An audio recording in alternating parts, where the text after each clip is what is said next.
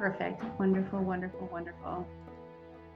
All right. Thank you so very much for being with me here tonight. Let me just turn off my radio. I am so thrilled to be here tonight sharing with you my very, very long history of researching one of what I feel is one of the most enigmatic places in the world, and definitely the very top #1 place on my list of the most haunted places in the world, Bachelor's Grove and Bachelor's Grove Cemetery. Bachelor's Grove is a place that has had so much talked about in relation to it, but so much known in relation to it. But many years ago, and I'm a North Sider, so I didn't grow up on the South Side of Chicago. I didn't grow up near Bachelor's Grove, but I became fascinated, absolutely obsessed with Bachelor's Grove when I was in college at Benedictine University in Lisle, Illinois, when I was 18 years old. And I was in a dorm room at Benedictine University, which was Illinois Benedictine College back at that time. And a friend of mine, a boy I liked actually, he had some of us in his dorm room and we were telling ghost stories.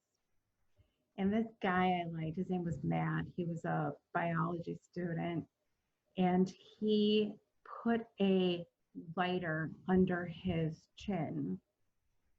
And he looked just like Jim Carrey and he sounded just like Jim Carrey, the comedian. And he held this lighter under his chin and he began to tell the story of Bachelor's Grove.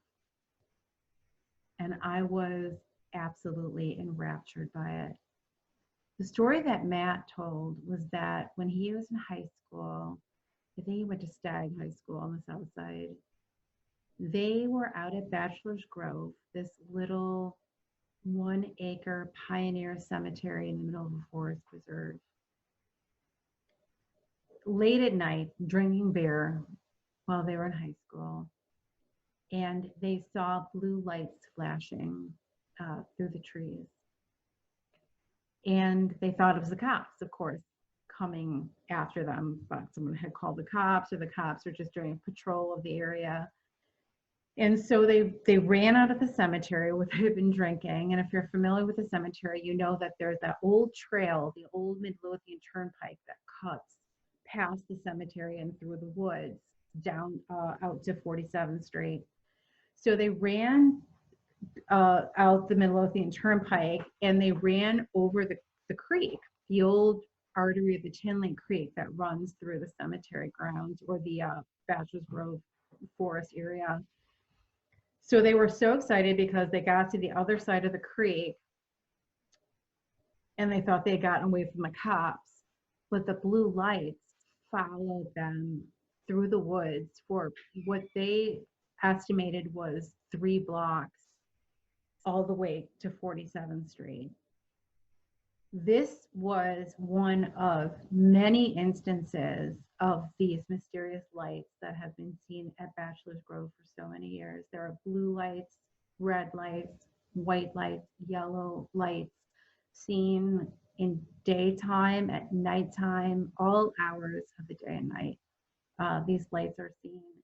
And this was my first experience, my first knowledge of Bachelor's Grove when I was a college student in 1986 at Benedictine University. And like I said, when I first heard about Bachelor's Grove, I could not get it out of my mind. So cut to 2 years later, by some miraculous circumstance, I was a history major at Benedictine, and I was mostly interested in science and religion and belief and experience and paranormal belief, especially as it's related to science and religion. And I met a young man at Benedictine University who was studying parapsychology. And this was crazy back in that time for a student at a Catholic university to be basically studying ghosts. But I was fascinated by his stories, and I had no idea that the study of parapsychology was a thing. I knew about parapsychology from In Search of, the shows that we watched as kids, and the library books that I'd gotten as kids, and I never knew that scientists or academics actually studied this. But here I was friends with, very good friends with, a young man who was studying parapsychology, and he allowed me to be a research assistant with him in investigating haunted places around Chicago. And so here's me, this photo that you see on your screen. This is me in 1986 when I first began as a paranormal researcher. And yes, this is Bachelor's Grove.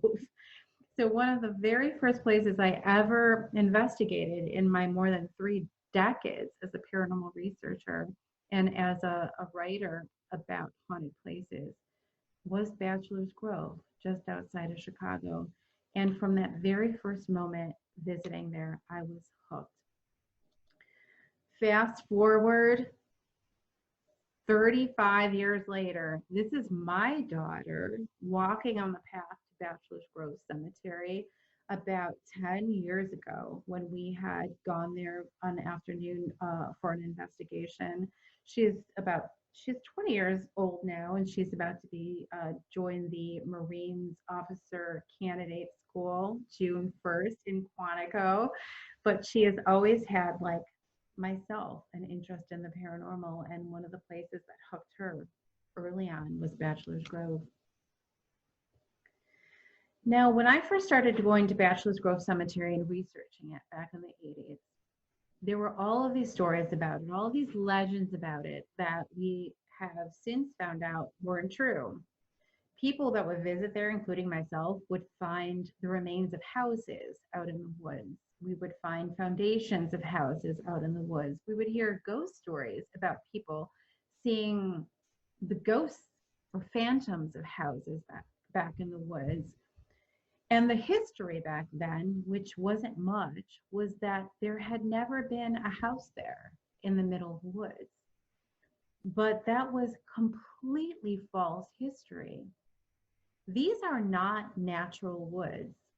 Bachelor's Grove was originally, just like most of Chicago in the earliest days, swampland. It was swampy prairie, mostly prairie that was dotted with some timber stands, like Bachelor's Grove timber stand.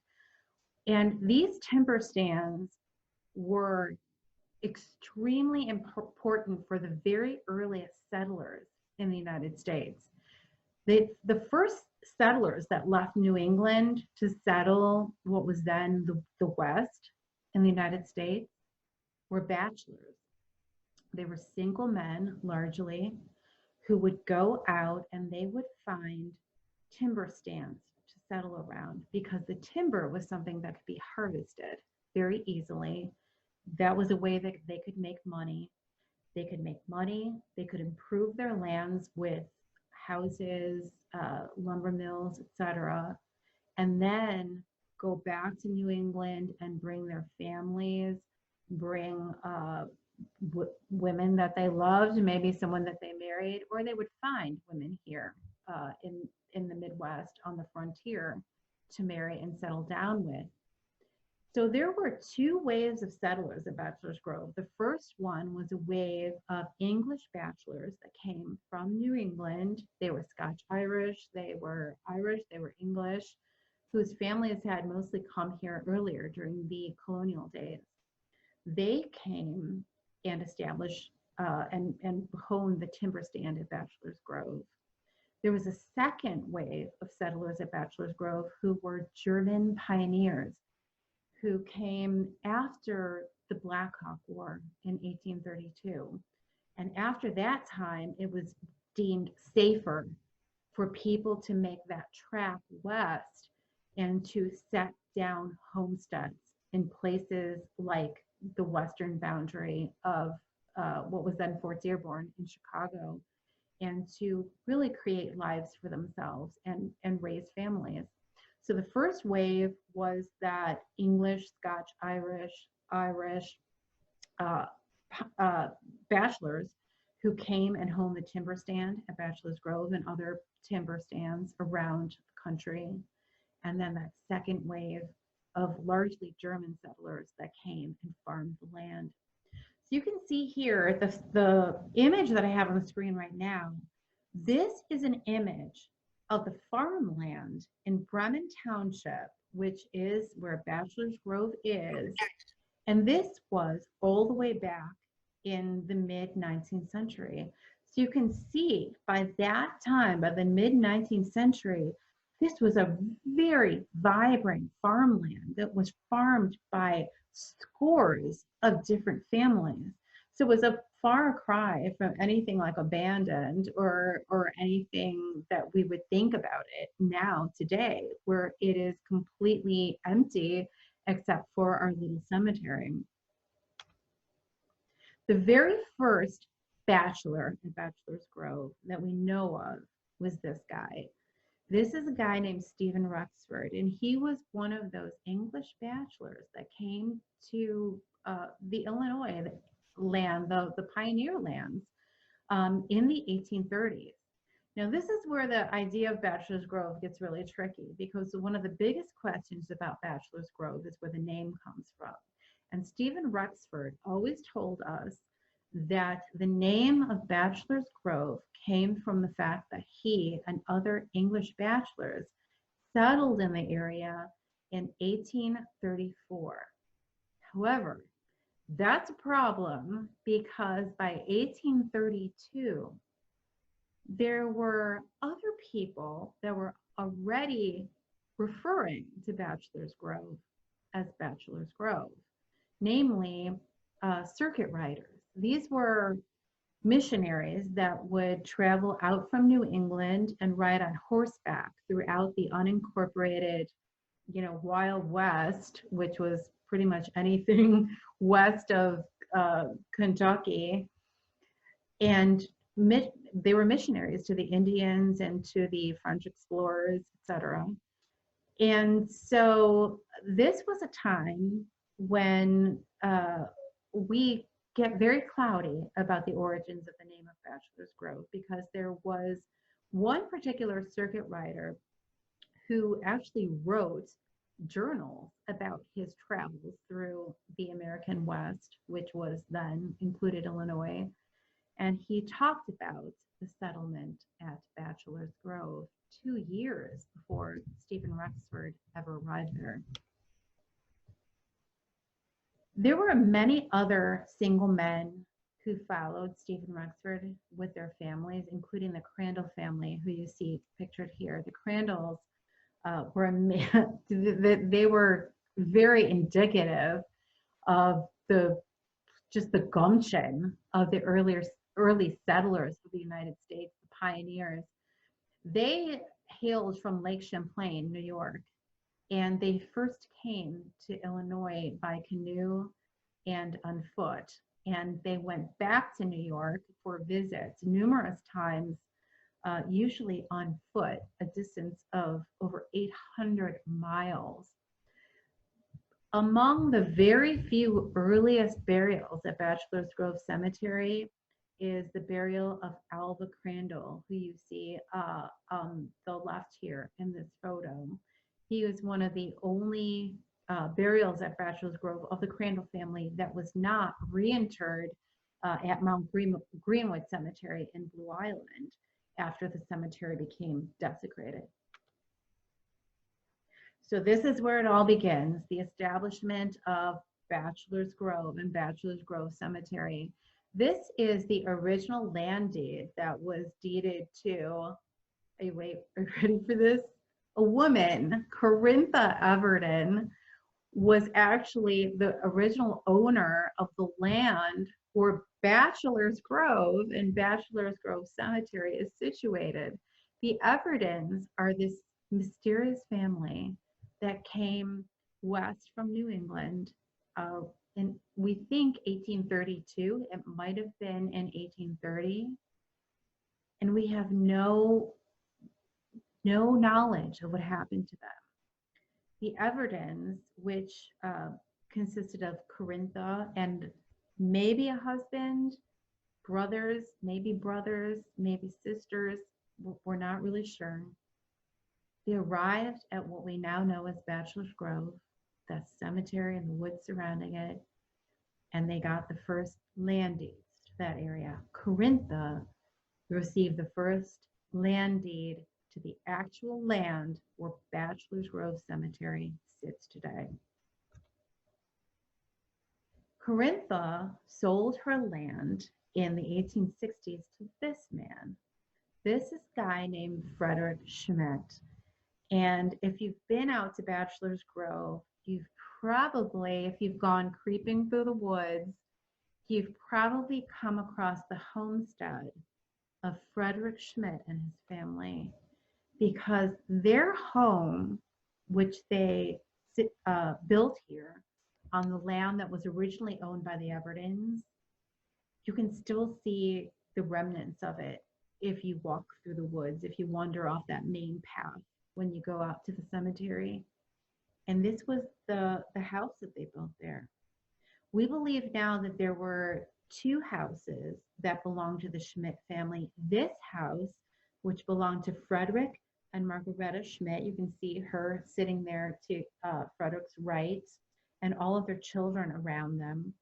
And then we also know now that Frederick's mother and father also lived at Bachelor's Grove, and we don't know where their house was, but we do believe now that those parents were originally interred in Bachelor's Grove Cemetery in the 1830s. We also believe that the Evertons may have been interred at Bachelor's Grove Cemetery, even though there are no burial records for them, and we don't know what happened to them. This is what the house and the family looked like many years later, after the children had grown up and their patriarch and matriarch had passed away. So you can see them standing here, their beautiful garden around them at Bachelor's Grove. So this is a rare photograph. But again, when you walk through those woods at Bachelor's Grove, you can still see the remains of the homesteads that were there when these families originally settled there. So again, this was not the middle of nowhere, and this was not forest. The forest at Bachelor's Grove, that forested area surrounding the cemetery, that's what the Forest Preserve District of Cook County calls reforestation. So that forest was planted. Again, this whole area was swampy prairie, just like most of the Chicago area in the 1830s when the first settlers came here. By now, this map that you see, this is a 1900 map of the Bachelor's Grove area. You can see this vibrant farm community with all of these homesteads, and you can recognize a lot of the names on this map from the tombstones at Bachelor's Grove: Fulton and Schultz and Rippet, and on and on and on. Now, if you look to the very top of the map, just about an inch in, you'll see our Bachelor's Grove Cemetery. That's at the very top, right at the corner there on the top left is Bachelor's Grove. That's believed to have been the original timber stand, the stand of trees that were forested by Stephen Rexford and his fellow bachelors. Just to the right, you'll see a couple of other homesteads, and then that third section right at the top, if you can see the little crosses up there, that's Bachelor's Grove Cemetery with the diagonal line running through. And just below that, you'll see the name Schmidt, and that is the old Schmidt homestead, Frederick Schmidt and Margareta Schmidt, whose homestead remains you can still see out in the woods today when you walk down that diagonal path to the cemetery from 143rd Street.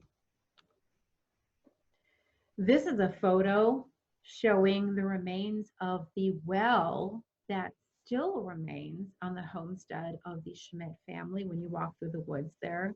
There is the well, you can see very clearly the remains of the foundation, and you can see in the spring and the winter before the vegetation comes in, you can see broken dishes and glasses, roofing tiles, housewares, broken housewares. It's. I always say it's like you picked up the house, turned it upside down, and shook it out, and you can see all of the remains still strewn across the grounds, just as if it happened yesterday. It's really amazing. So the cemetery. The cemetery, unfortunately, and this is the root of all the problems of Bachelor's Grove, there are no known burial records for Bachelor's Grove Cemetery. There's no record book. There are no records of anyone being buried there. All we have is an ownership plot showing a ledger or map showing the original sales of the different burial plots. So here you can see, this would be like an aerial view of Bachelor's Grove Cemetery. There are 82 lots at Bachelor's Grove. From what we found up until this time, and this has been crazy, exhaustive research, there are about 200 people buried in Bachelor's Grove Cemetery.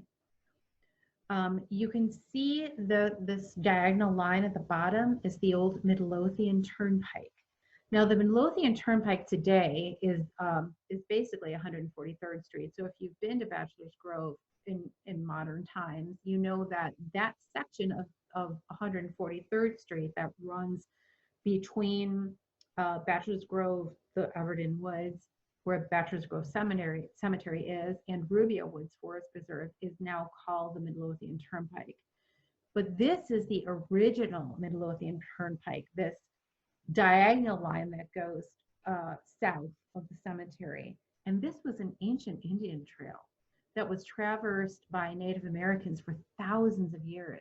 And this is one of the main reasons why we believe that Bachelor's Grove has become one of the most haunted places in the world, because of that Native American connection. This was also a road that was traversed by so many people because it was the only real road for hundreds of years when this area was settled. So until 147th Street was paved later, and we'll get to that in a minute, this was really the only way that you could walk anywhere. So there was so much life and death that went through here, including, of course, the funeral cortèges that went to Bachelor's Grove Cemetery. But you can see on this original ownership map of Bachelor's Grove Cemetery some of the earliest families. If you see this main sort of little thicker area, kind of to the right of center, these are the earliest burials. See the Fulton family, the Fullerton family, the Patrick family, the Moss family. These are some of the Hagemans, the Cools.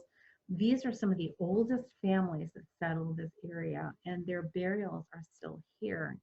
And as you can also see, there are not any ownership notations on many of these lots, especially the ones in the upper left-hand corner and along the left fence wall. But we've discovered in recent years that many of these lots were almost every one of these lots is occupied. And the way that I found that out was by walking the cemetery with dowsing rods. And this is something that genealogists will often do to try and locate unmarked graves and see who's buried in unmarked graves. And whether you believe in ghosts or the supernatural or paranormal or not, many genealogists who are skeptics and don't believe in any of this stuff use dowsing rods to try and find unmarked graves and see how many bodies are buried in them. And I have discovered using dowsing rods that all but 2 of the lots at Bachelor's Grove are occupied by multiple bodies. And I believe by looking at genealogy records that many of these outlying lots are occupied, were given over to indigent residents of the area who could not afford proper burial. And in keeping with burial customs and burial laws of that time, you could not put a marker on a grave that wasn't purchased. So if you were given a grave, you couldn't put a marker on it. So probably these earlier graves were marked with wooden markers, maybe a plank or something with a name and dates burned into it with etching, but they're gone now. They're all gone now. But don't be fooled by this map. These graves are not empty. These graves are all full. So this is the warranty deed that was done during the time when Bachelor's Grove started going to hell, which was basically when the Forest Preserve District of Cook County went all through Cook County and bought up 700,000 acres of land to create the Forest Preserve District of Cook County. And this happened mostly in the 1920s. Now, this was, of course, the Forest Preserve District is a wonderful thing. Anyone who lives in Cook County in the Chicago area, this makes us sane. This makes life worth living when it's so horrible living around Chicago. This is where we can go to get away from it all. These beautiful preserves that can never be built on, never be occupied, and they're always public land for us to enjoy. However, the sad truth is that so many families were thrown off of their lands in order to build the Forest Preserve District of Cook County. And I really, really finally discovered this about 4 years ago when I first went into the archives of the Forest Preserve District, which are kept at the University of Illinois in Chicago at the UIC campus on the west side. They have all of the archives of the Forest Preserve with letters between administrators, legal cases, photographs. It's a really interesting collection. If you're interested in this, anyone can go and check in with the archives and peruse the collections. And the collections are all listed online too at the University of Illinois Archives. But I spent a lot of time in those archives going through letters, so many hundreds of letters that were written by farmers and families and homesteaders to the Forest Preserve District of Cook County, begging their homes to be saved, begging to keep their land, begging to not be forced off of their land. So it's very sad, very sad. This is the warranty deed, which shows the transfer, the sale of the land that houses Bachelor's Grove and Bachelor's Grove Cemetery, that original Schmidt's land, to the Forest Preserve District of Cook County. And as you can see in this land deed that was done, I believe this was in, I want to say it was 1927. Can't see the date on it. But I believe it was 1927. The Schmidt land was deeded to Cook County for the use of the Forest Preserve for $101,000 plus. So this was like something like $1.4 million at that time. The Schmidt family gave their land over, and that was that land just south of the Melodeon Turnpike, the original Turnpike. And it didn't include the cemetery. There, I don't know if you can read it, but there are two exceptions in this warranty deed. The one exception is that it didn't include the cemetery. So the Schmidts did not transfer, Margaret Schmidt did not transfer the cemetery to the county. She also did transfer the land on which the quarry sat. Now, the quarry is a very enigmatic part of Bachelor's Grove. You know it if you've been there. It's that water-filled quarry, the pond that sits just abuts the cemetery, sits between the cemetery and the new Midlothian Turnpike, 143rd Street.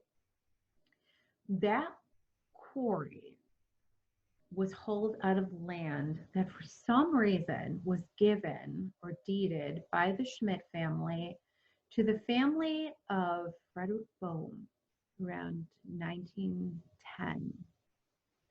or I'm sorry, around 1900. And that land, after Frederick passed away, was quarried by his son, Christian Bone. Now, no one knew about any of this stuff, and this was like a really weird mystery at Bachelor's Grove. But it was only when, even when I went to the Tinley Park Historical Society, which holds all of the records for the area, they had no idea if this was even a quarry, or if, as legend said it was, or what the origins of it were. But crazily, when I was going through the records at the Forest Preserve District of Cook County at UIC a few years ago, lo and behold, I found this 119-page document talking about none other than the quarry at Bachelor's Grove. And it was a court case that came up because Christian Bone had been approached by the Forest Preserve District, who wanted to buy the land, of course, and they offered him a pittance for it. He had already moved to Knox, Indiana to work as a builder. But he said, you need to give me a lot more money than this, because on my land is a limestone quarry. And so this court hearing was held, bringing in all sorts of residents of the area and Boehm himself to try and determine whether this water-filled hole in the ground, as one of the witnesses called it, was actually a quarry, which would make the land a lot more valuable. Well, it was finally determined that this land was a quarry. And so Christian Boehm got, I think, $2,000 for the land, which was a lot more than the Forest Preserve District offered him for it. But, and he went on his merry way.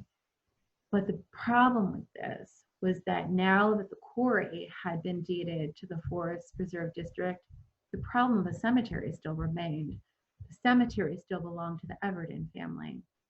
And this began a long history of trying to locate the Evertons so that the cemetery could be properly owned and cared for. So this begins the difficult issues with the ownership of Bachelor's Grove, the abandonment of Bachelor's Grove, and the haunting of Bachelor's Grove.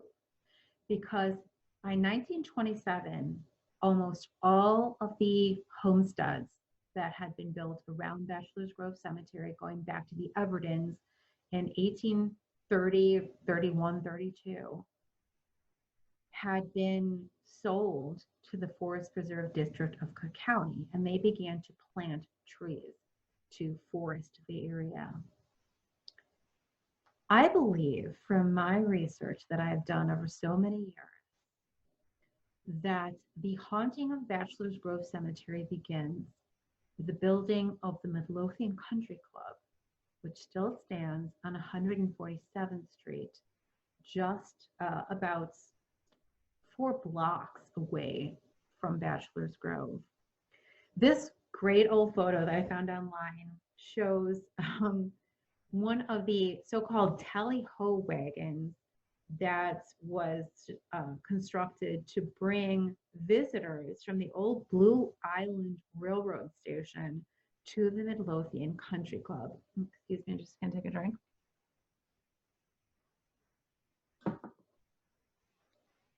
Now, the Melodeon Country Club was established after the World's Fair in Chicago of 1893. At the World's Fair of 1893, you probably know that it was one of the most important events like in world history. So many things were introduced at the World's Fair of 1893, including incredible architecture in Chicago, the zipper. There was the first and last time that Pabst won a blue ribbon, which their beer is named after. And it was the first time that Americans were introduced to the game of golf. There were golf courses that were built at the World's Fair of 1893, and people loved it. After the World's Fair of 1893, there were golf clubs, country clubs that were established all over the country. So the origin of the country club was at the World's Fair of 1893.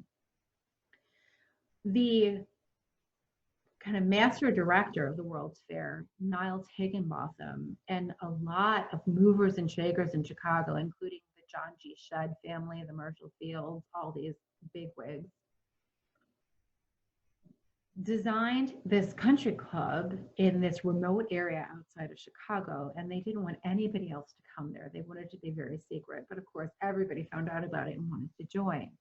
Well, this was none other than the Melodeon Country Club in the beautiful area right by Bachelor's Grove.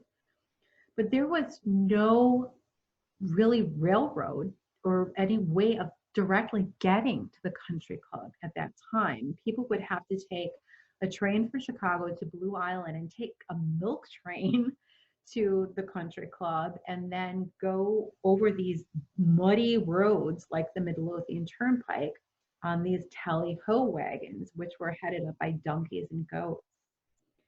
So around the turn of the century, 147th Street was paved. And then there was a spur line of the railroad that was built to run directly to the Midlothian Country Club. And it was at that time that that old Blue Island Road, the old Midlothian Turnpike, became abandoned and people stopped using it. And it became really kind of cut off and abandoned. Don't forget also, there were massive trees growing up around here after the forestation by the Forest Preserve District of Cook County in 1927.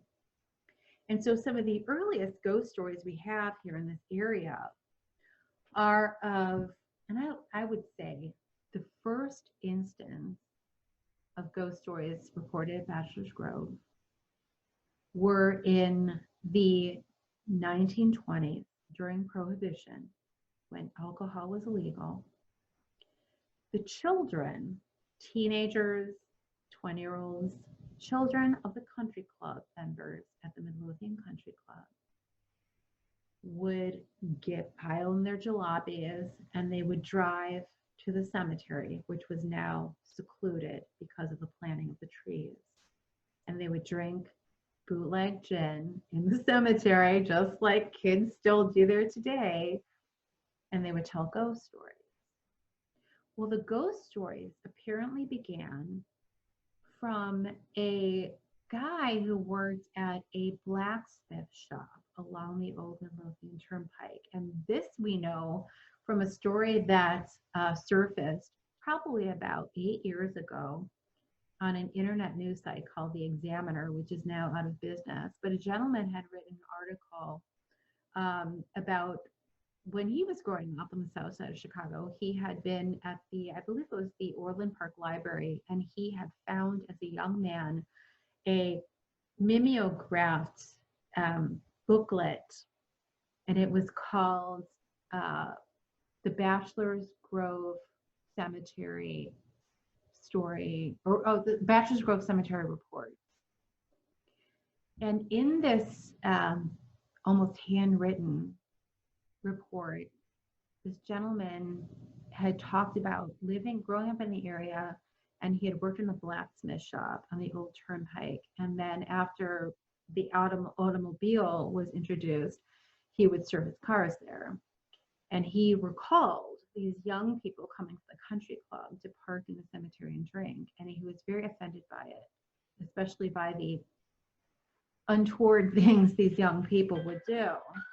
And so what he did was to dress up in a sheet, and he would carry a lantern in his hand and walk along the woods next to the cemetery, hooing and booing, as he said, to scare the young people out of the cemetery.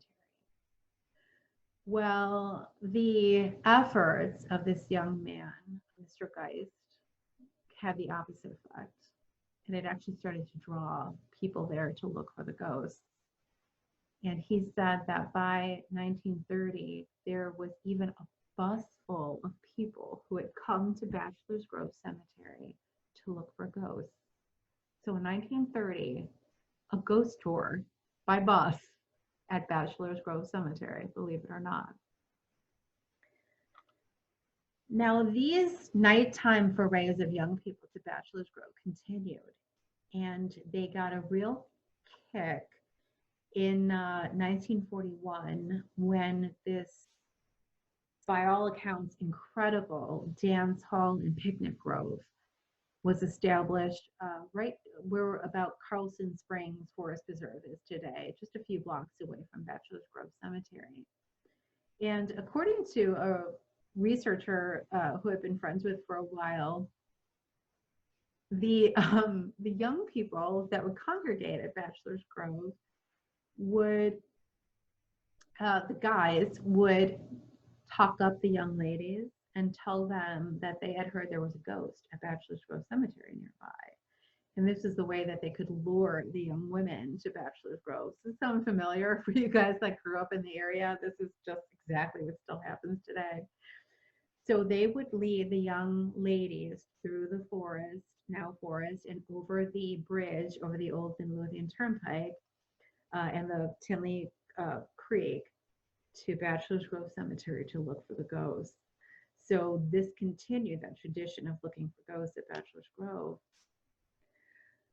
I feel that one of the most unrecognized events in Bachelor's Grove history was this event. In 1933, Ripley's Believe It or Not publishes in its comic strip a story about Bachelor's Grove. And you can see at the bottom of the screen, there's that old sign over Bachelor's Grove Cemetery. And I don't know if you can see the whole thing at the bottom. I think it's cut off. But it says, women are buried in the Bachelor's Grove Cemetery in Midlothian, Illinois. Believe it or not. So in 1933, Ripley's Entertainment, this world-recognized organization, publishes in its newspapers all over the world this snippet about Bachelor's Grove. And I don't think it's any surprise that just after this, we start to have the first reports of vandalism at Bachelor's Grove. I'm going to come back to that in a second. So this is 1945. Vandals damage Bachelor's Grove Cemetery. Extensive damage to many markers and monuments in the more than a century-old Bachelor's Grove Cemetery in the Midlothian Turnpike and 143rd Street has been noted by trustees.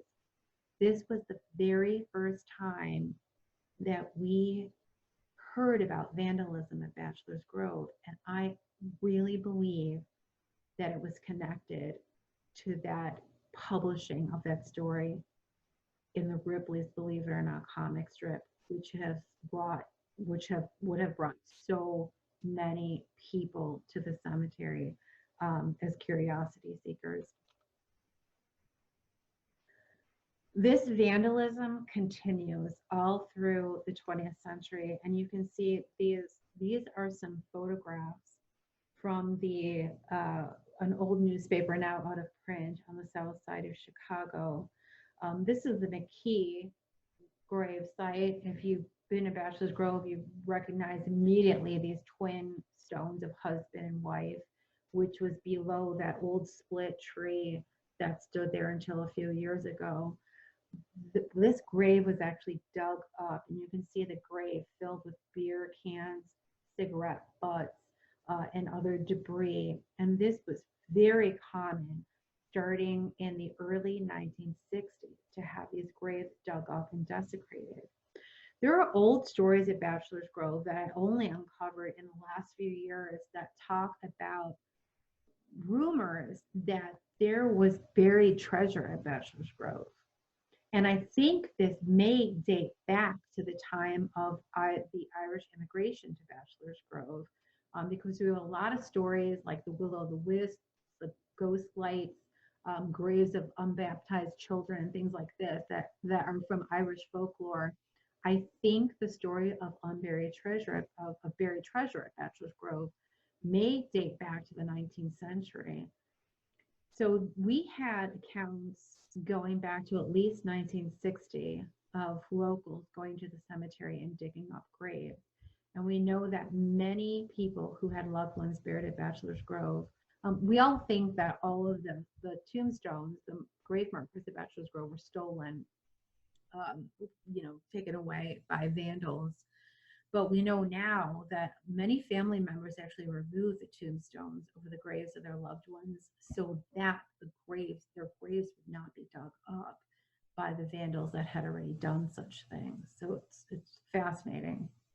The gentleman that you see here on your screen is a man named Clarence Fulton. And if you've been to Bachelor's Grove or know anything about its history, you're very familiar with the Fulton family, which is still an incredibly prominent family, in nearby Tinley Park, which is basically what Bachelor's Grove grew into, as Tinley Park.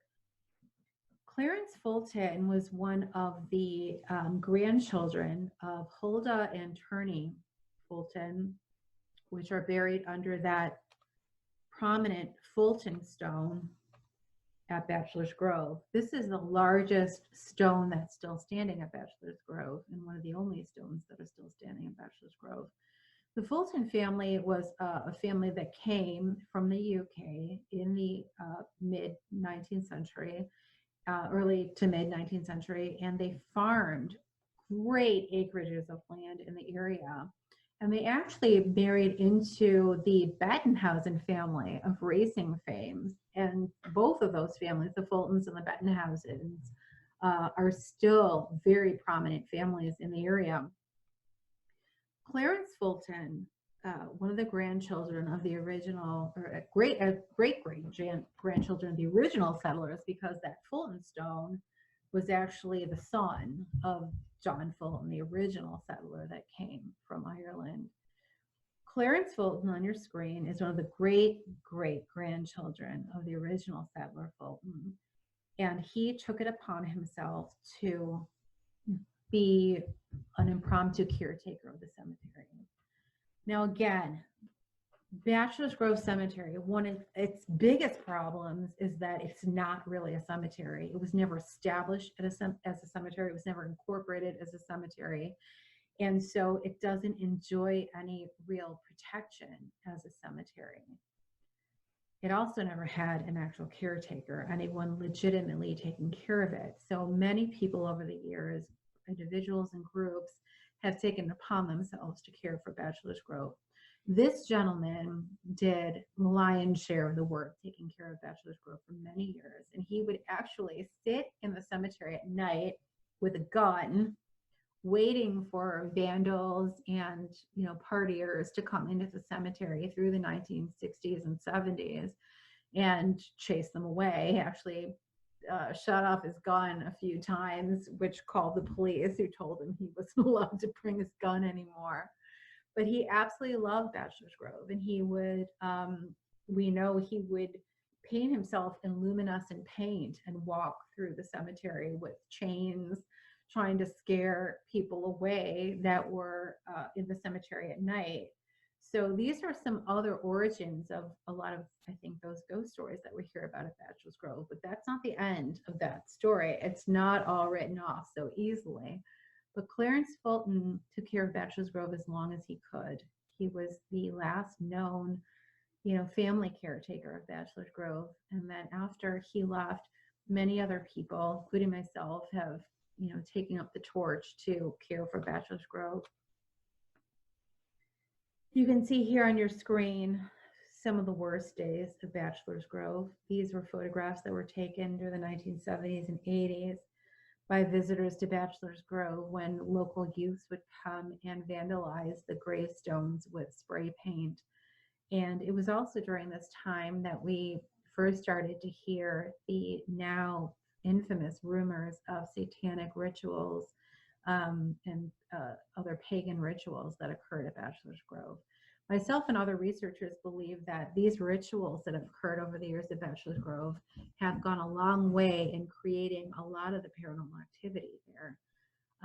It's kind of a vicious circle. The late great ghost hunter Richard Crowe called it the layer cake effect in paranormal research, where vandalism starts, and so people come there and they start to drink or have sex, do drugs.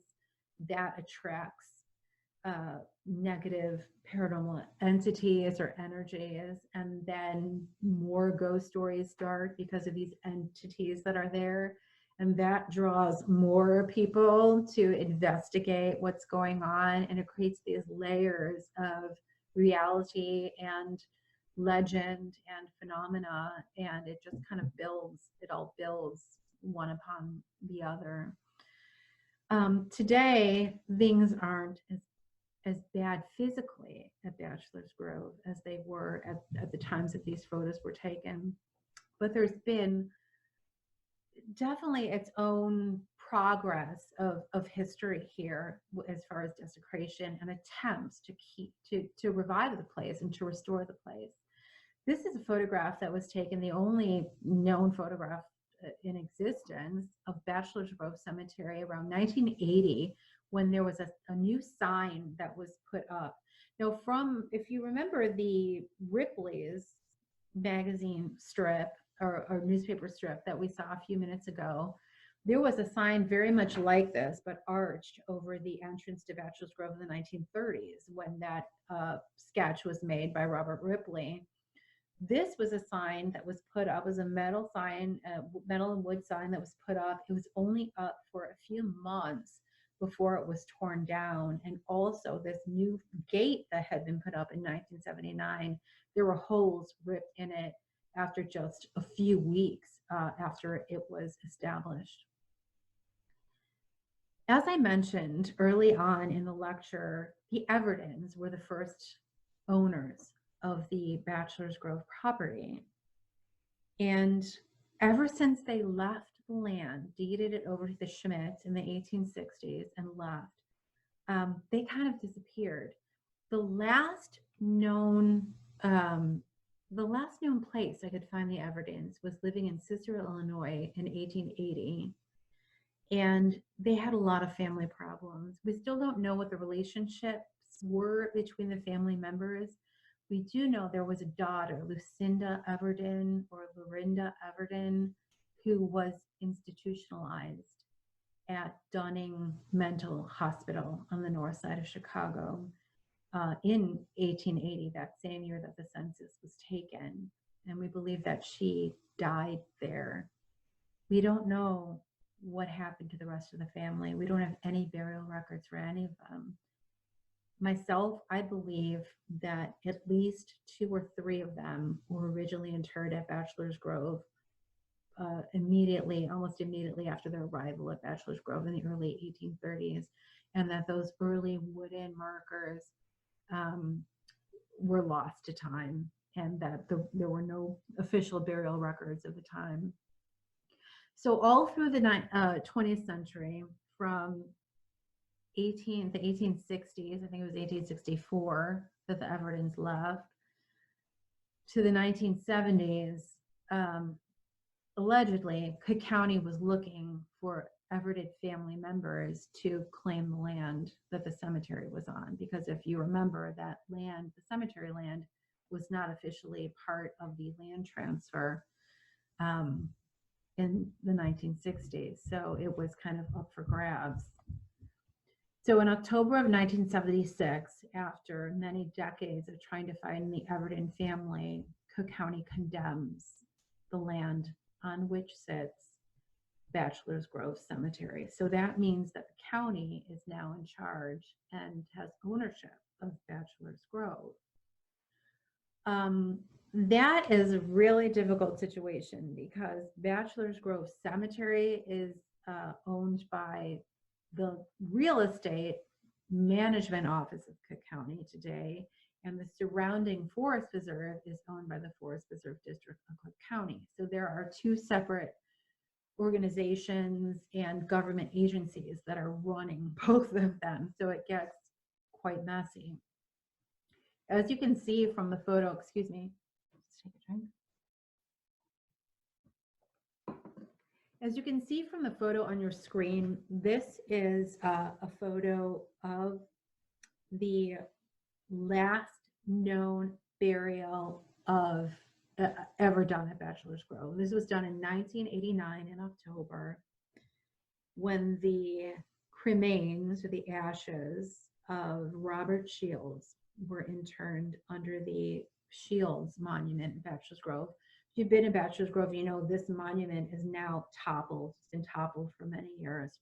But there are numerous members of the Shields family that are buried here. And this photograph was given to me by a man named Clay Krieger, and he is one of the family members that owns the Krieger Funeral Home in Blue Island, Illinois.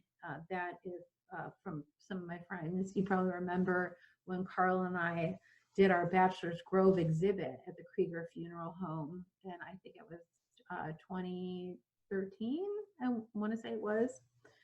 Well, the Krieger Funeral Home did this final burial at Bachelor's Grove, and Clay told me that on this day, he brought the cremains out for burial under the stone, and he came with a family member of the of Charles Shields.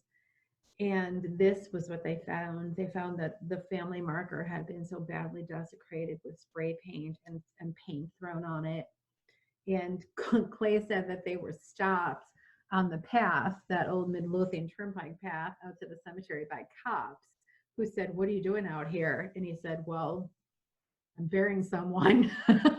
And he said, "Are you kidding me?"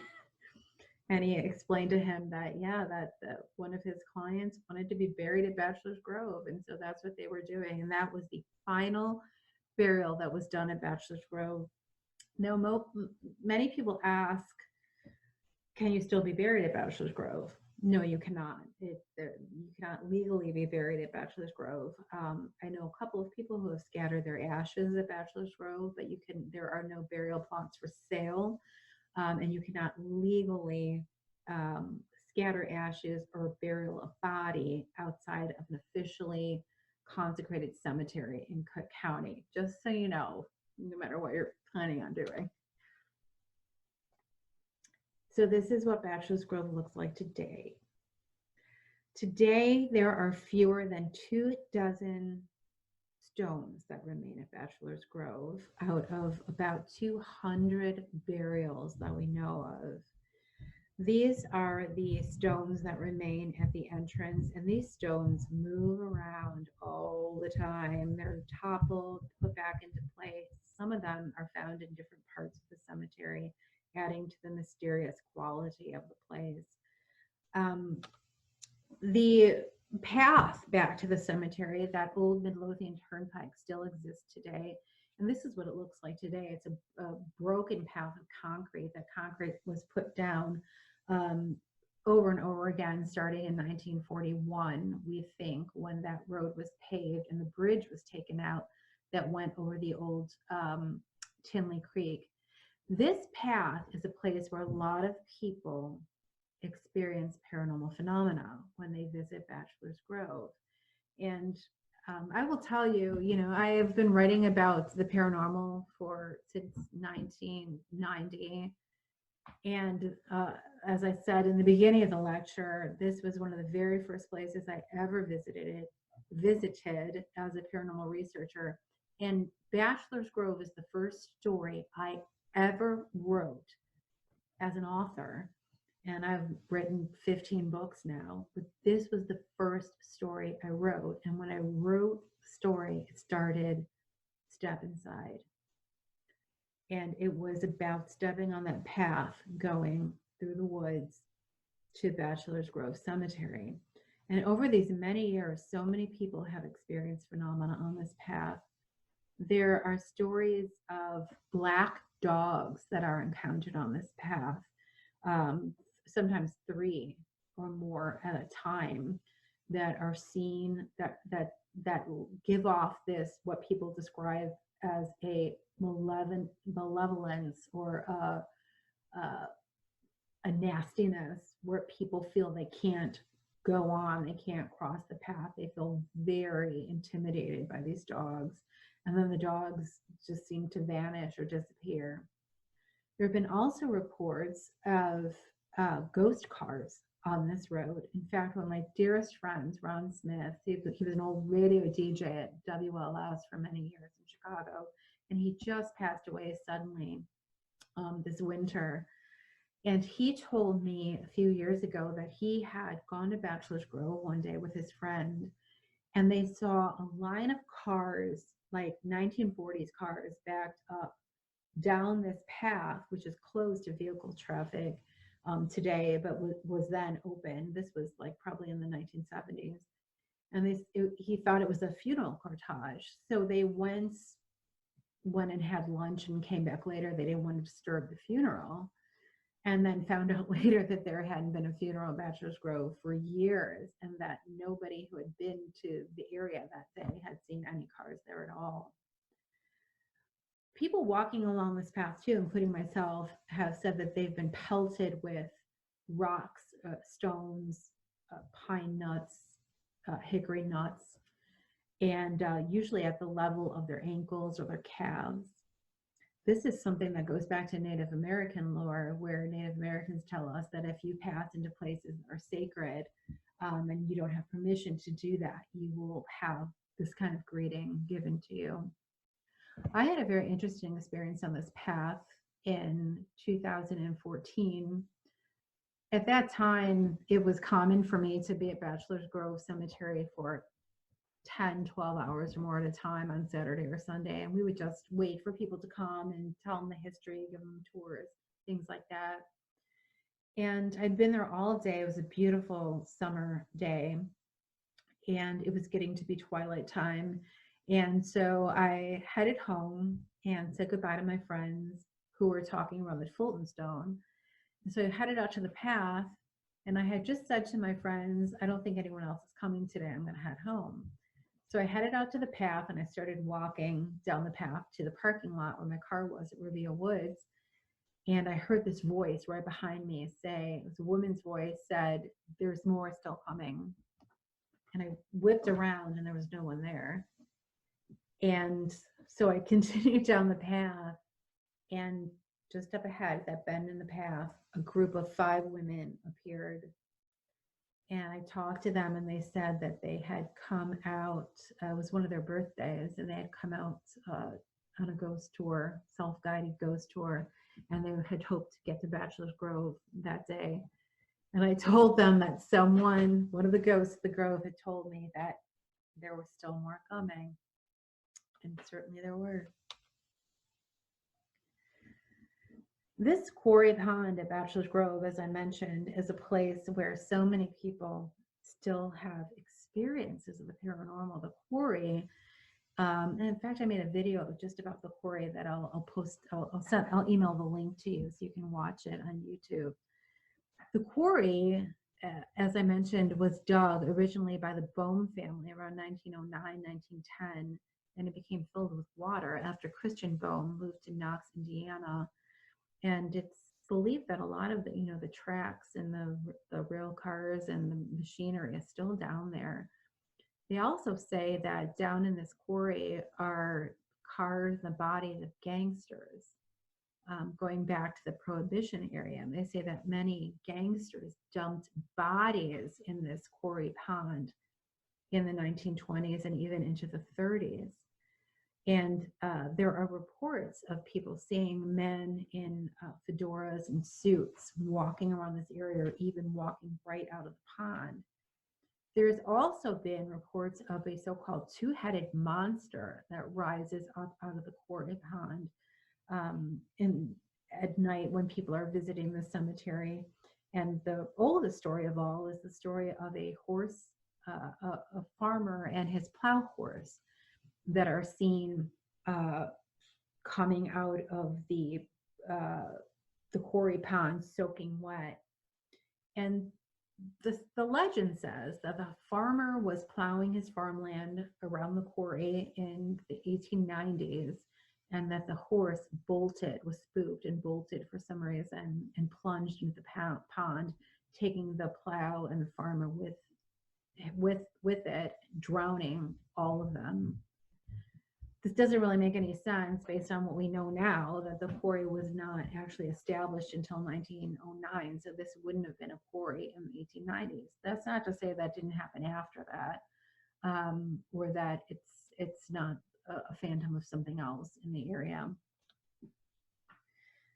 Now, many people have taken strange photographs of Bachelor's Grove, as you, I'm sure, already know.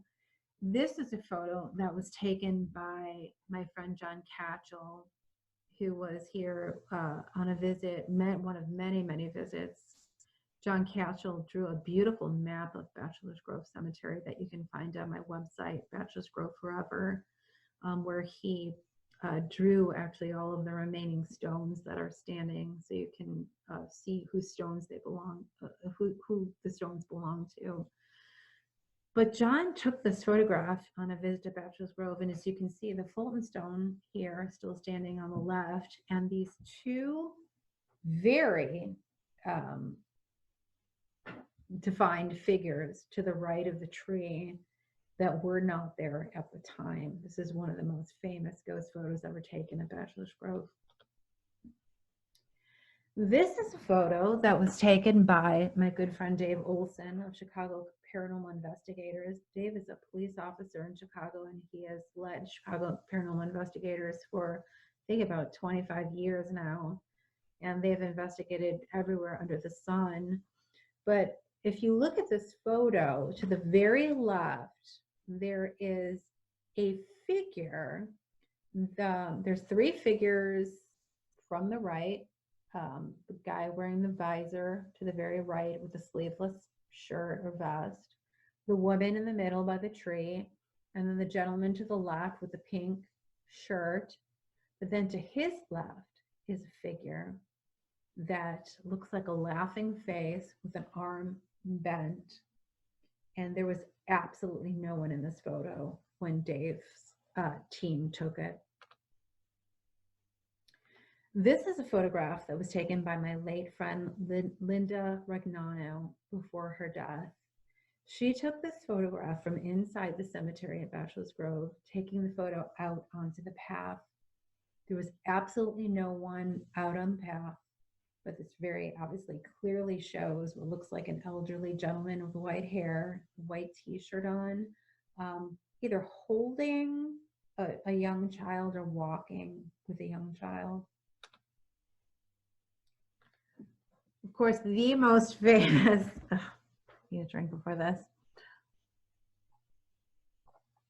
The most famous ghost photo ever taken at Bachelor's Grove is one that appears on the top 10, top 5, top 3 lists of the most famous ghost photos ever taken in the world frequently. And this is the photograph that was taken in August 10th, 1991 at Bachelor's Grove by a woman named Judy Huff, now Judy Huff Vandersmith. Judy had visited Bachelor's Grove on an afternoon outing with the Ghost Research Society, and Dale Kismerick, who has run the Ghost Research Society for many decades, had given an assignment to each person on the tour. He said that each person should go through the cemetery and use their equipment that they had and take photographs when they felt that there was something paranormal going on. Well, Judy went through the cemetery with her sister, and they didn't have any equipment, but they're both psychic and clairvoyant. So they took several photographs on their walk through the cemetery, including this one. And Judy wrote me a letter a few years after this photo was taken and after my first book was published. And she told me all about what happened that day. And she said that she and her sister were walking through the cemetery, just getting feelings about different places throughout the area. And she said that she looked through the trees at this one point and she just felt compelled to take a photo. She took the photo. It was taken with infrared 35 millimeter film. And when the film was developed, this is what came out.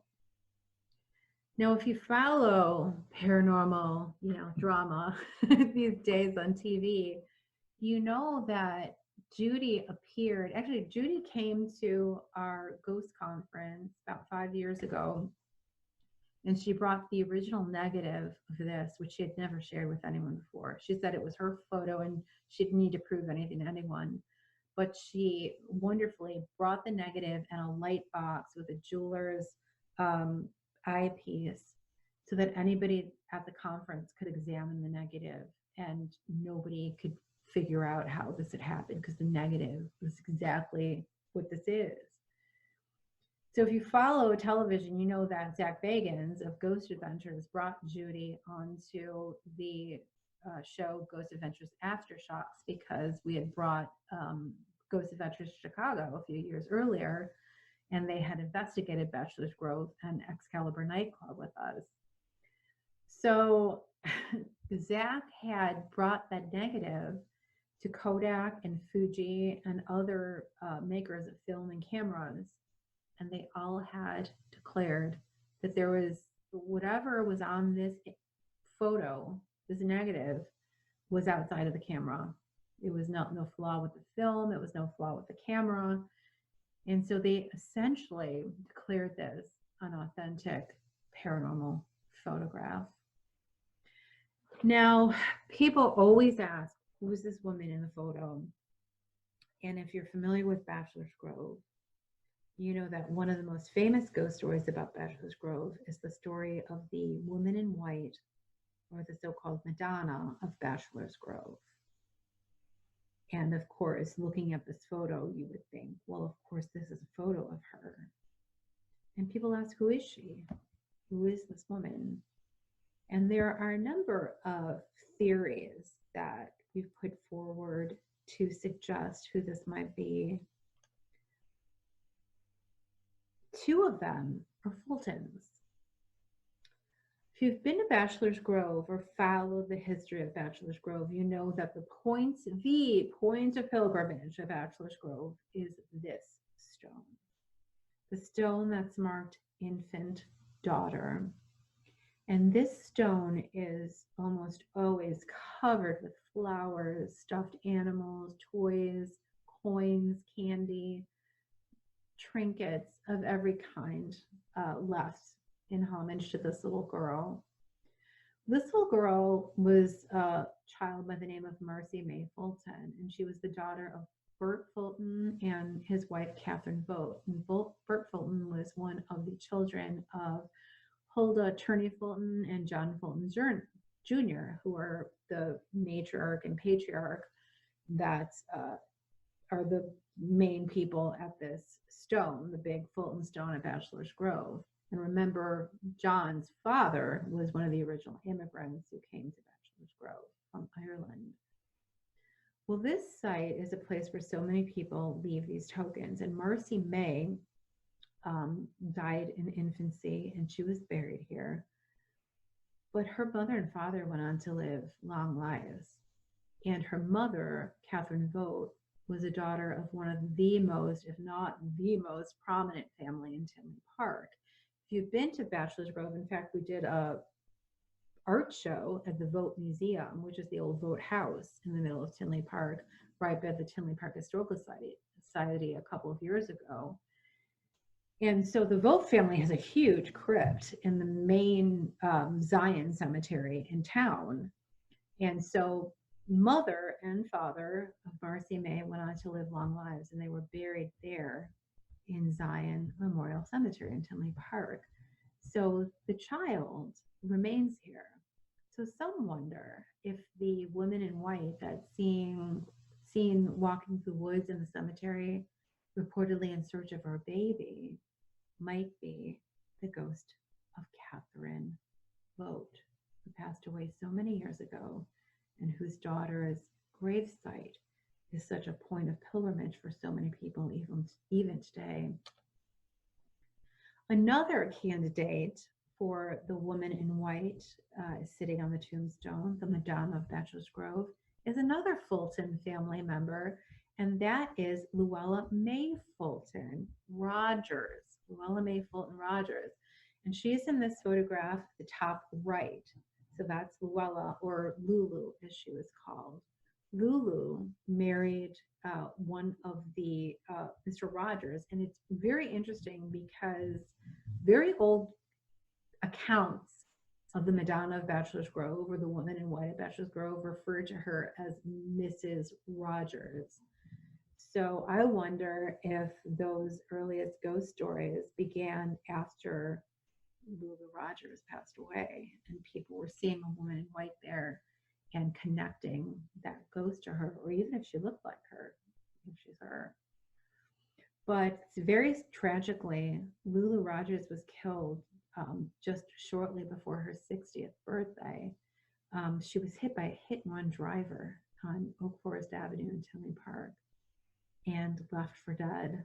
And it was only her cries that brought a passerby to help her.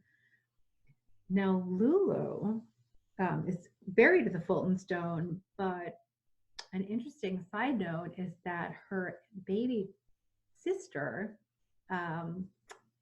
Emma Fulton, who died when she was a child, was also buried at the Fulton Stone, but her stone disappeared many years ago. Now that stone is in the care, was recovered, and it's in the care now of the Tinley Park Historical Society. So I wonder if maybe Lulu Rogers is paying respects to her sister's grave, where there is no marker today. Because as a paranormal researcher, I will tell you, and if you're a paranormal researcher, you know that one of the things that creates hauntings more than any is if someone's grave is unmarked. You can see another photo here of, this is fascinating. This is both of the candidates at the very top of the screen in the middle. That's Catherine Vogt on the left and Lulu Fulton Rogers on the right. And a final shot. Those of you who frequent Bachelor's Grove, you know this dog very well. This is darling sweet Bailey. This is the dog that belongs to Bill Swinford, who walks through Bachelor's Grove every single day on a walk, and he is just just priceless resource for information about Bachelor's Grove going back so many years. His family has lived in the area for so many years, and he's even recovered. He even recovered a lot of the artifacts that we used in our Bachelor's Grove exhibit, and continues to find all sorts of interesting information about Bachelor's Grove. This is a great photo. This shows right when the current fence was first built. This fence was completed just a few years ago, and it was just weeks before it was torn down by vandals in the area. And right in the middle of that path in the cemetery, you can see the famous moving tombstone. This is the Patrick Stone, which belongs to the family of Amelia Patrick, who some believe is the Madonna of Bachelor's Grove. Amelia married Senator John Humphrey. If you've been to the Humphrey House in Tinley Park or Orland Park, Orland Park, you're familiar with the story of Senator John Humphrey and his first wife, Amelia Patrick. Well, they had an infant daughter, little Libby Mae Humphrey, who is buried here at Bachelor's Grove, just to the right of your screen. But her mother, Amelia, is buried in town. So this is another candidate for a possible Madonna of Bachelor's Grove who is wandering the cemetery looking for her baby. Ever since the Patrick Monument was established here at Bachelor's Grove, this has become known as the moving tombstone. And we even have newspaper clippings from 1951 showing that this tombstone had moved from its proper location over the Patrick family lot. It moves all around the cemetery, and it makes no sense because these stones are very heavy. I don't know if you've ever tried to move a tombstone before, a tombstone like this. These things are so heavy. And I will tell you, we're going to move on in just a minute to, I'm going to play a few EVP samples for you. But I was at Bachelor's Grove a few years back with friends of mine from the Real Life Superheroes. And these are a group of wonderful men and women who dress up like superheroes. They create their own characters. They're very artistic people. And they patrol their neighborhoods all across the country wherever they live and try to help people that are victims of crimes or try to prevent crimes from happening. They're in contact with the police. And they also do ghost hunting from time to time. So they had come out to Bachelor's Grove, and we were doing filming a video about their visit to Bachelor's Grove for their promotions. And I will tell you that these 5 burly, like rustlers, these real life superheroes, were around this stone, and they weren't trying to vandalize anything. They just wanted to see if they could move a stone, like how heavy it was, see if they could budge it. And these 5 burly guys could not budge this stone. So it was kind of amazing. These are very heavy stones. And yeah, this stone has moved hundreds and hundreds of pounds. This stone has moved around the cemetery since at least 1951.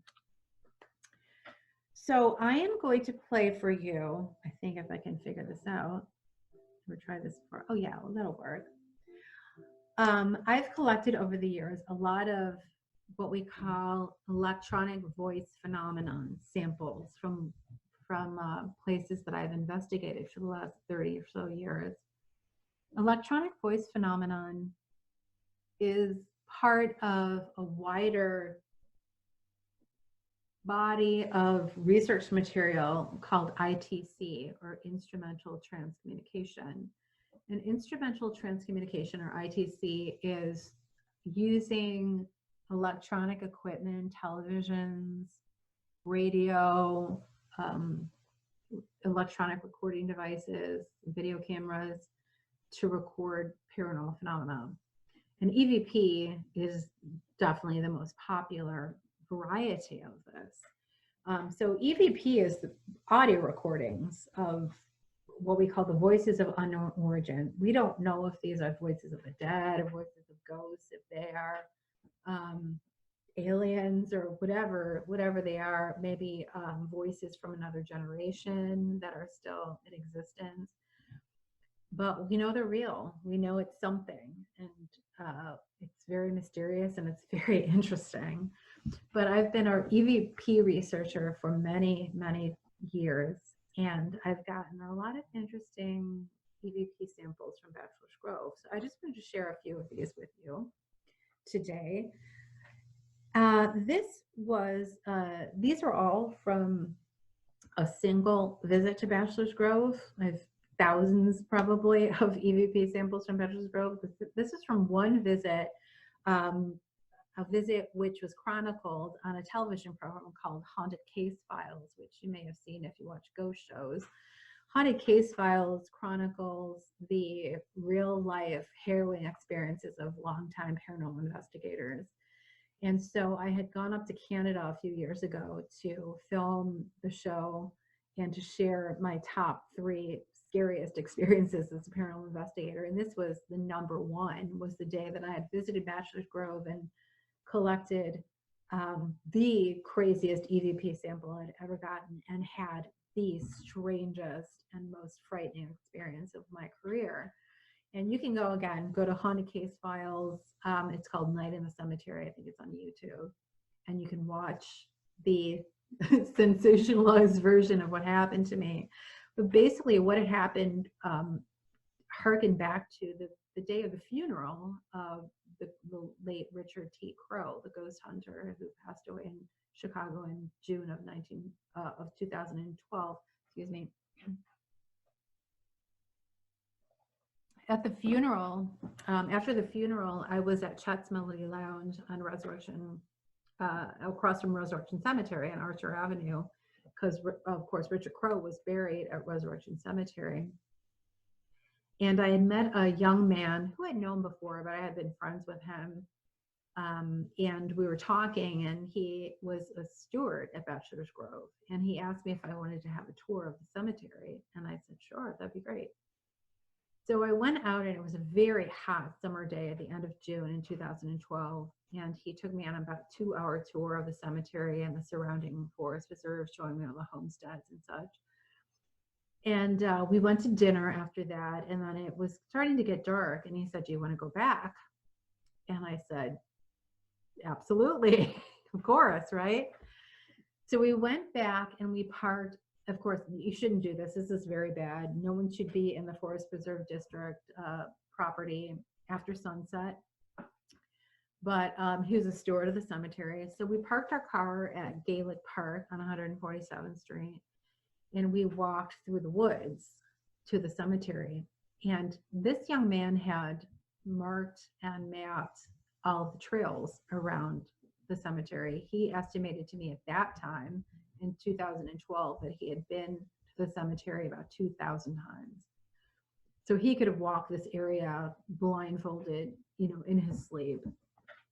So we went to the cemetery and we had this incredible experience. We, on the way to the cemetery, we came upon this clearing, and it was one of the most amazing things I've ever experienced. It was like, all I can describe is that it was like paparazzi bulbs going off and like a premiere. Like there were thousands of these little lights that were flashing all around the central area. And it wasn't fireflies, it wasn't anything like that. It was completely different. And we had the feeling that it was being done for us, like it was a show for us, which was very similar to many of the things that people talked about at Bachelor's Grove and still talk about. The vanishing house that people see at Bachelor's Grove and have seen for so many years. People see this mysterious house that appears in the forest in the middle of the night that will blink out, like disappear as you walk towards it. People see it on either side of the path or even inside the cemetery. And they almost always say that they have a malevolent feeling about it. It reminded me of the ghost lights that people have talked about, going back to my friend Matt Alloway back in college, who had talked about the blue lights at Bachelor's Grove. Since then, I've even uncovered stories. There was a story in 1963, 3 boys in the area had gone into the woods after school just hanging out and didn't come out for 5 days. And 5 days later, they came out and they said that they were perfectly fine. They weren't wet. It had been raining and snowing for days. They weren't wet. They weren't hungry. They weren't cold. They said they had followed these colorful dancing lights into the woods. It also reminded me of the stories of ghost cars at Bachelor's Grove, where people would say that they would see cars or lights or houses in the distance and walk towards them, because after about 3 hours, we realized we were lost when we were going back to the car from the cemetery. And there was just no way this young man could have been lost. He knew this place like the back of his hand. And yet he finally admitted to me that he was lost. But what was worse than being lost was that we kept seeing the lights of houses, the lights of cars, lights that seemed to lead us places. And then they would just be gone. And we would just be in a vacuum again of darkness with no sound. And we began to realize that there was something in those woods that was playing with us and was leading us away from where we wanted to be, which was back at our cars on our way back home. And I have never forgotten that night in all of these years, and I never will. And again, that's documented in Haunted Case Files, Night at the Cemetery. I think you can find it on YouTube, or on Destination America is the cable channel that did it. But at any rate, there's so many interesting ghost stories at Bachelor's Grove besides this wonderful history. And I just wanted to share with you these EVP samples. When we went into Bachelor's Grove earlier that day, there were a number of other people there. And this was one of the sounds that we heard when I played back my recordings a couple of days later after I went home. We went into the cemetery, and if you ever take EVP samples and try to converse with the dead, usually what we try to do is say, hello, how are you? We're just visiting. We just want to talk to you. We don't mean any harm. And this was the response that I got, a voice saying, welcome.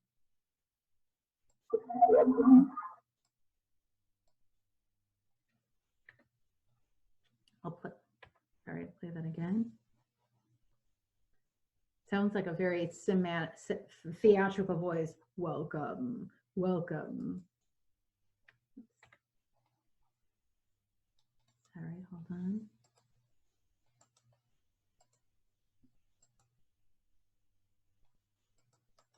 Oops, sorry.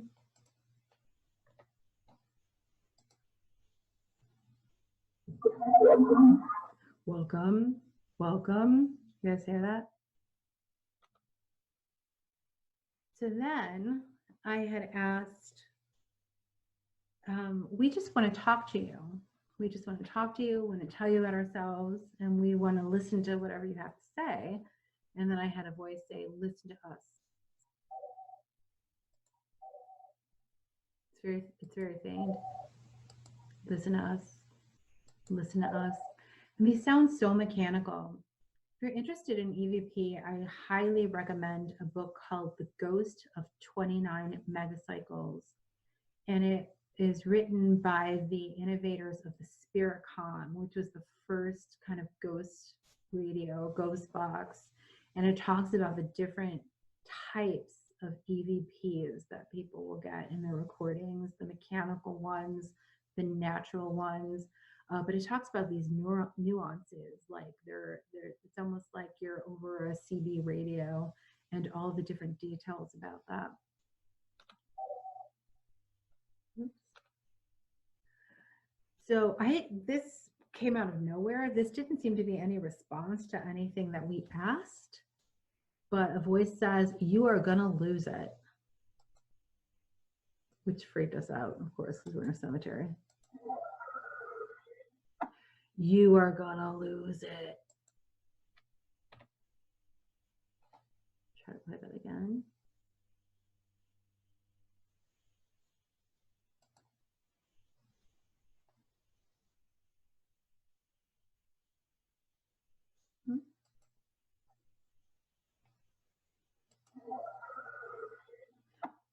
You are gonna lose it. Try that a little louder. You are gonna lose it. Freaked me out. This was fascinating. Hold on one second. I just want to get you something to show you. I'll be right back.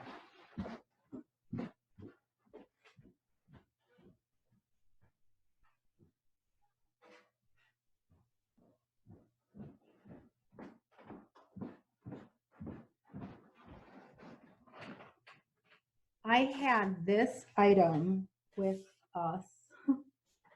This is a spirit trumpet. This is a device that was used by spiritualist mediums in the 19th century to communicate with spirits. And it was believed that this trumpet, this cylindrical, this cone of aluminum, could help spirits amplify their voices. And I had this set up on a stone, one of the tombstones, the entrance to the cemetery. And I actually recorded this. You hear a voice say, "Make it fall." And then this fell, and you hear it clattering down.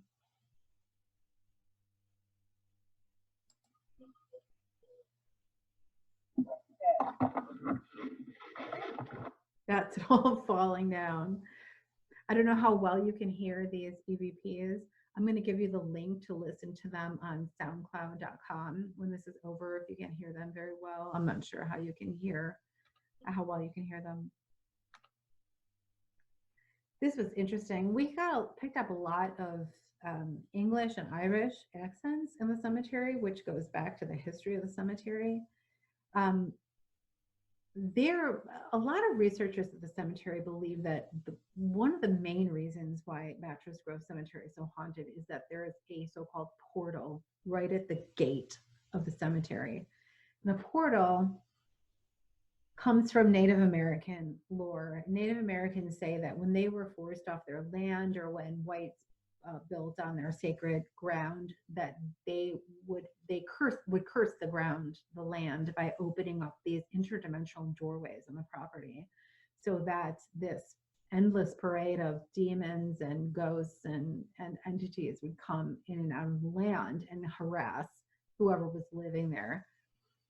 And so people still believe that there is, and I believe that there is a portal at Bachelor's Grove, probably the opening right around the entrance gate. And you hear this, I think I had asked, where is the biggest concentration of entities here at the cemetery? And this woman's voice says, in the portal, in a, sounds like an Irish accent. In the portal. In the portal.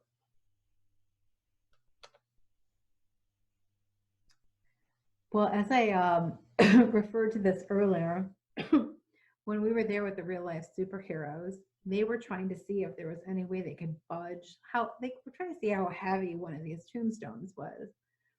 And so they were all gathered around this tombstone, these 5 burly guys, and they were just trying to see if they could move it, and they couldn't. But I was recording, and when I played it back at home later, just at that time, a voice says, "Don't tip me. Don't tip me."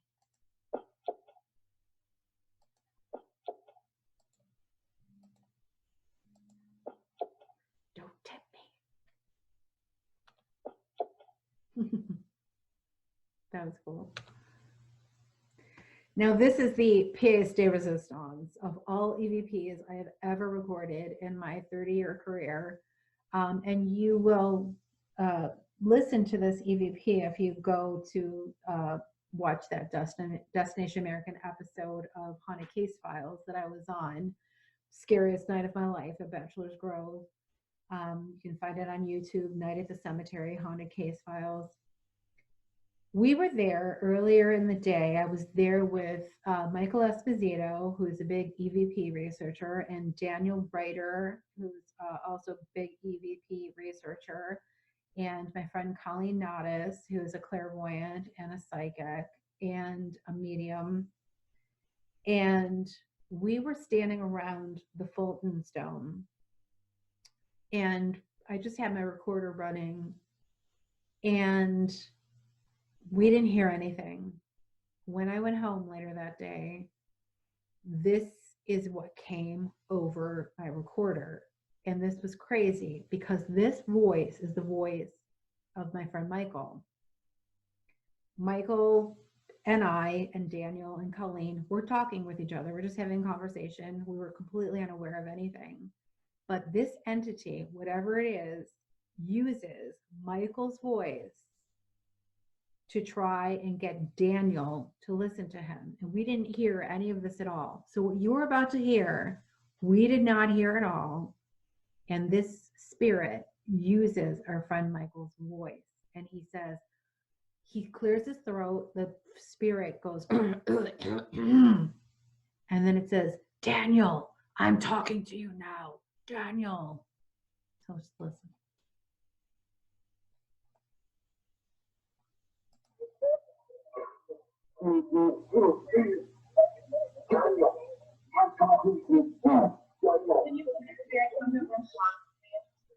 It's amazing. You can even hear me in the background, right? Like I'm just chatting away because we're having a conversation. I'm like, oh, blah, blah, blah, blah, blah, blah. So we're completely unaware of this. I'm just going to play it again. But this spirit takes Michael's voice and tries to get Daniel's attention. "Daniel, I'm talking to you now, Daniel."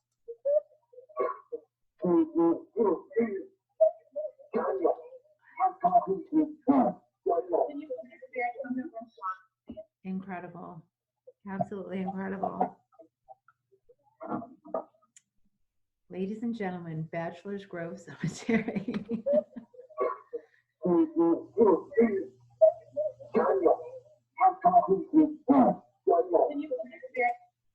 Amazing. Well, this and much more information is in my book, Haunted Bachelor's Grove, published by Haunted America. This almost all of this book now is actually online for free on my website, which is bachelorsgroveforever.com. And this website has, I think, 5 chapters from the book, almost all the chapters in the book. It has all of the current known burial records of Bachelor's Grove, tons of photographs, Tons of ghost stories. It has every ghost story, every paranormal experience I've ever recorded for 35 years on it. And it has all sorts of other resources on the website too. So I hope that you have enjoyed this tonight. And I'm going to go back to my video. And so now I am going to open up the chat here and invite you guys to also chat with me if you'd like to chat. I'm just trying to see how I can get the chat up here. Chat. Okay, here we go. You guys can type questions or anything to me, or you can just unmute your microphone and ask me questions, whatever you like.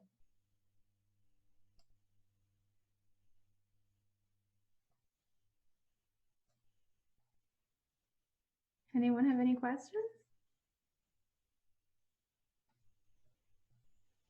I guess I did very good. Oh, everybody's afraid of you. Oh, there you go. Is that you, Tom? Yeah, it's me. I know you don't have any questions. I've listened to you talk so many times. I know. Well, thank you all so much for being here. I'm going to send you guys a bunch of stuff. I'm going to send you a free link to a walking tour of Bachelor's Grove. I'm going to send you, oh, I got a question. You've seen a house. This is from Pat. I've seen a house in 1975 near to Melodeon Turnpike. Is this an area where there was one? Yes. Pat, there was the Schmidt house. That was the last known homestead in the Bachelor's Grove area, and that was the house that belonged to Frederick Schmidt and Margareta Schmidt, and they had a big family. And in fact, if you go right near that area today, just maybe about 10 yards into the woods to the left of the path, you can still see the remains of the homestead that was there. Like you can see broken dishes and the foundation of the house and the well that was there. So yeah, definitely. Wow, what did the house look like?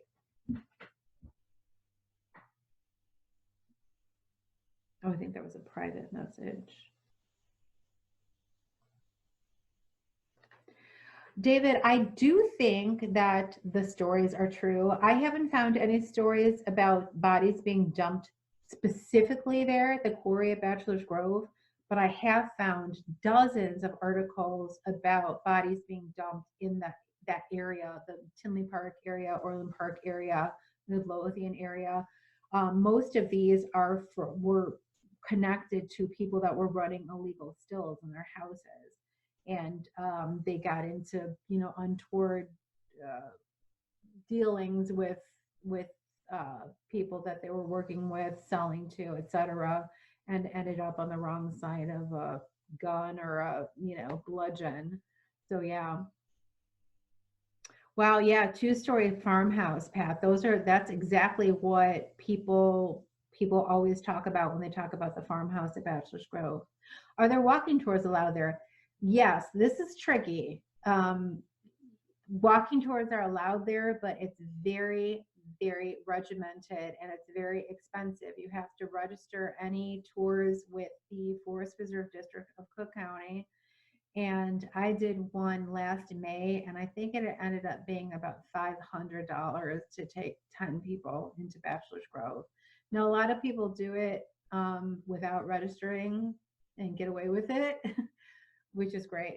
That's great if you do, but if you don't get away with it, you'll be in trouble. So yeah, the Forest FPDCC.org is where you can get permits to register tours for Bachelor's Grove. Just by yourself going in to take a look. A lot of people think you can't go into Bachelor's Grove Cemetery, but you can. It's part of the Forest Preserve District, and visiting hours are sunrise to sunset, 365 days a year. There have been so many, Kim, there have been so many plans to continue to preserve and improve the grounds, and it seems like it's always cursed, honestly. The last attempt for a restoration of Bachelor's Grove was probably about 10 years ago. The state of Illinois had someone come in to initiate a restoration.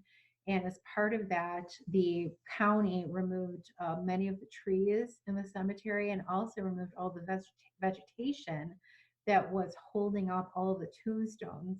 The restoration was abandoned, and it ended up making just matters worse because there were many daylilies and ground covers that were buoying up all of those old eroded ground around the tombstones. So it just actually made it worse.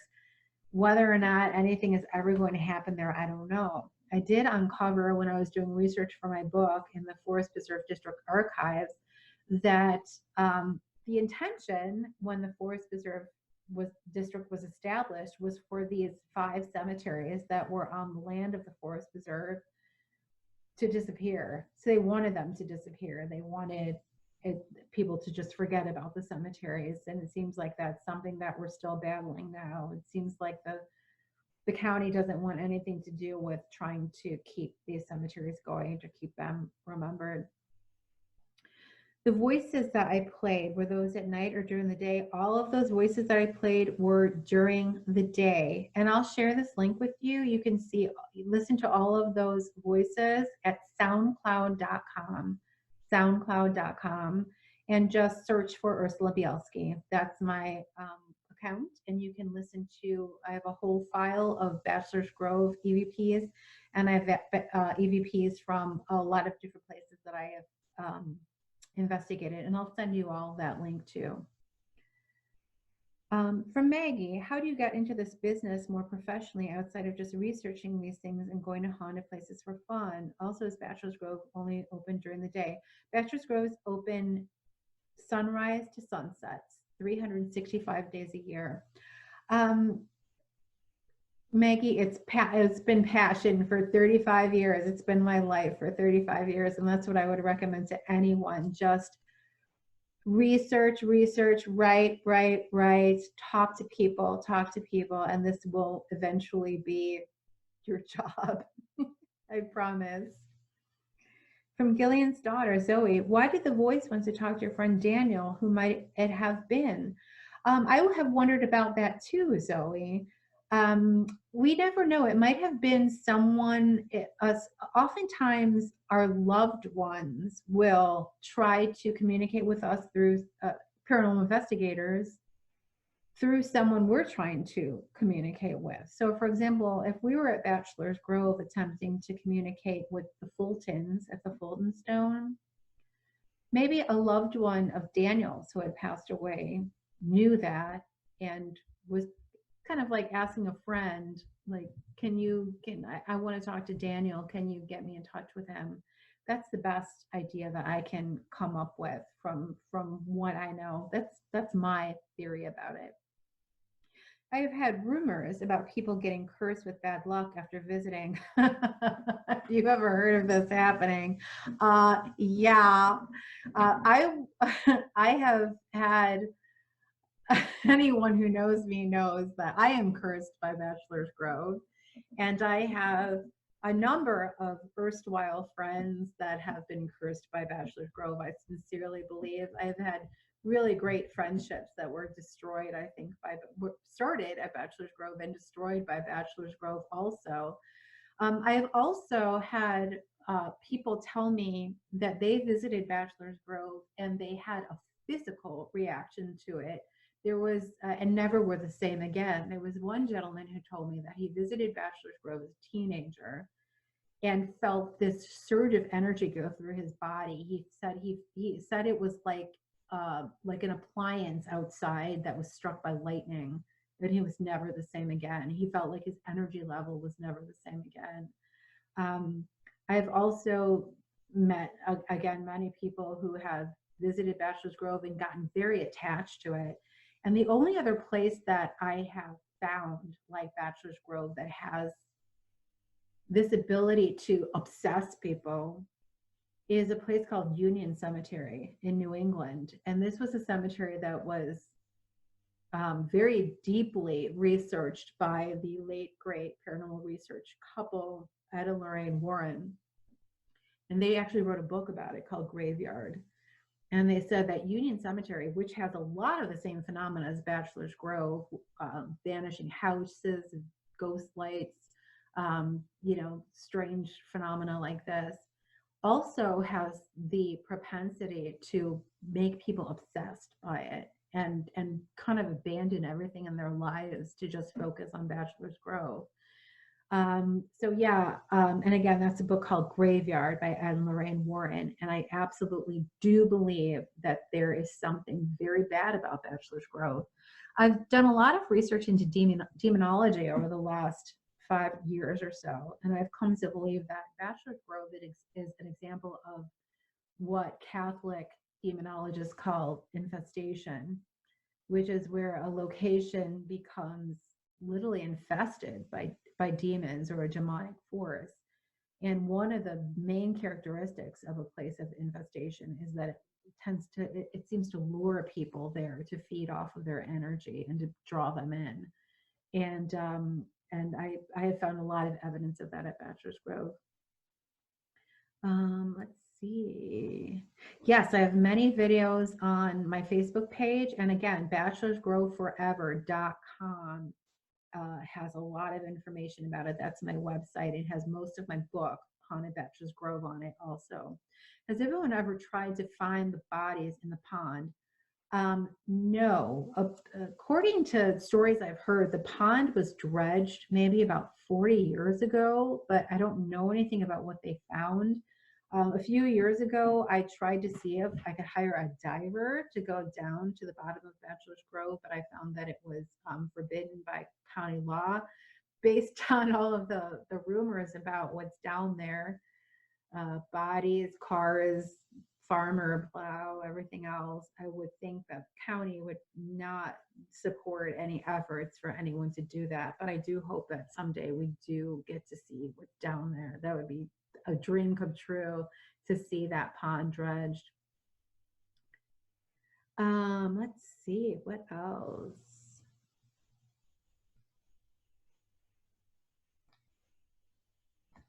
Oh, I think I answered all your questions. I think. Here we go. A couple. Yeah, the intrigued by it, but afraid of the bad energy. Yes, I would definitely suggest protecting yourself if you go into Bachelor's Grove. If you're religious, if you're Christian, the Our Father, prayer to St. Michael, it's great. If you're not religious, center yourself, ground yourself, be calm, and imagine and call on all of your loved ones who have passed away to protect you when you go in. That's what I definitely recommend. Have I been to Cuba Road in Barrington, Maggie? Yes, absolutely. Cuba Road has a lot of the same phenomena, doesn't it, as Bachelor's Grove? The vanishing house, the ghost cars out on the road, the ghost lights in the cemetery. In fact, a lot of people have talked about Cuba Road being the Bachelor's Grove of the northern suburbs. So yeah, the great place. That's up in Barrington for anybody that wants to take a little road trip. The location of the woman sitting, Munger Road also, yes, been to Munger Road. That is also a very haunted place. And I talked for a long time and wrote about Munger Road in Chicago Haunts 3, in my third Chicago Haunts book.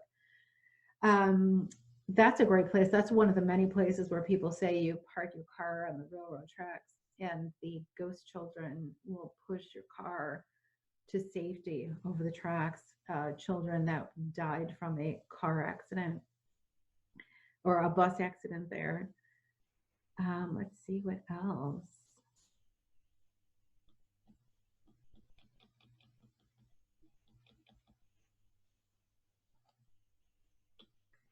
Let's see if I've got any more questions here.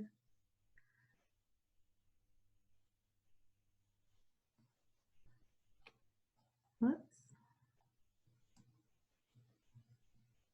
Oh, thank you. Oh, thank you so much. Thank you, guys. It's been so wonderful for me too. I'm going to send you guys all a big email tomorrow with lots of resources for you, including a free pass to our live on location tour of Bachelor's Grove, which is going to happen next week. Free download for our audio tour, walking tour of Bachelor's Grove. When you get out there, you can just play it while you walk. And some links to our websites and TV shows, everything that I mentioned. In the meantime, Bachelors Grow Forever. That's my website. It's got all the information on it. And make sure you check out all of our Facebook pages, because we've got a lot of other free, cool stuff coming up. And I thank you so much. My family thanks you for supporting us during this difficult time. Chicago Hauntings has been in business for 18 years, not operating right now. So all of your support really helps our family and helps us to keep going and come out on the other side. Thank you so much. Have a wonderful evening. Happy hauntings, sweet dreams, or nightmares, whichever you prefer. And I'll see you guys on the other side. Thank you so much.